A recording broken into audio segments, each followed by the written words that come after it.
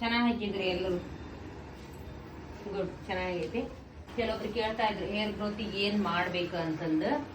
Hair ಯಾರ growth ಆಗ್ಬೋದು ಅಂತಂದ್ರ ಅಲೋವೆರಾ ನಿಮ್ ಮನೆಯಲ್ಲೇ ಬೆಳೆದಿರ್ತೈತಿ. ನಿಮ್ದ ಪ್ಲಾಂಟ್ ಒಳಗಾತು, ನಿಮ್ದ ಮನಿ ಒಳಗ ಹಿತ್ತಲ ಒಳಗಾತು, ಎಲ್ಲಾರು ಒಟ್ಟು ಅಲೋವೆರಾ ಬೆಳೆಸಿರ್ತಿರಲ್ವಾ, ಅದ್ ಮೊದ್ಲ ತೊಳೆದಿಟ್ಕೊಡ್ರಿ. ಡಸ್ಟ್ ಏನ್ರ ಇತ್ತಂದ್ರ ಪೀಸ್ ಪೀಸ್ ಮಾಡ್ಕೊಂಡು, ಆಮೇಲೆ ಆನಿಯನ್ ಉಳ್ಳಾಗಡ್ಡಿನ ಅದನ್ನು ಕಟ್ ಮಾಡ್ಕೊಂಡು ಮಿಕ್ಸಿ ಒಳಗೆ ಹಾಕೊಂಡು ಎರಡನ್ನು ಪೇಸ್ಟ್ ಮಾಡ್ಕೊಡ್ರಿ. ಸ್ವಲ್ಪ ನೀರ್ ಹಾಕಿ ಆ ಪೇಸ್ಟ್ ನ ಏನೈತಿ ಸೋಸ್ಕೊಡ್ರಿ. ಅದ್ರದ್ ರಸ ಬರ್ತೈತಲ್ವಾ, ಆನಿಯನ್ ಮತ್ತು ಅಲೋವೆರಾ ಹೇರಿಗೆ ಬಾಳ್ ಚಲೋ.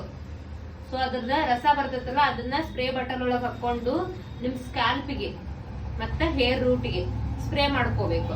ಸ್ಪ್ರೇ ಮಾಡ್ಕೊಂಡು ಆಮೇಲೆ ಅರ್ಧ ಗಂಟೆ ಬಿಟ್ಟು ವಾಶ್ ಮಾಡ್ಕೊಳ್ರಿ. ಅಂದ್ರೆ ನೀವ್ ಯಾವಾಗ ವಾಶ್ ಮಾಡ್ಕೊಂತೀರಲ್ಲ ಇದನ್ನ ಹೌದು ಅರ್ಧ ಗಂಟೆ ಮೊದ್ಲನ ಹಾಕೊಂಡು ಸ್ವಲ್ಪ ಮಸಾಜ್ ಮಾಡ್ಕೊಂಡು ಲೈಟ್ ಆಗಿ ಮಸಾಜ್ ಕೊಟ್ಕೊಳ್ರಿ.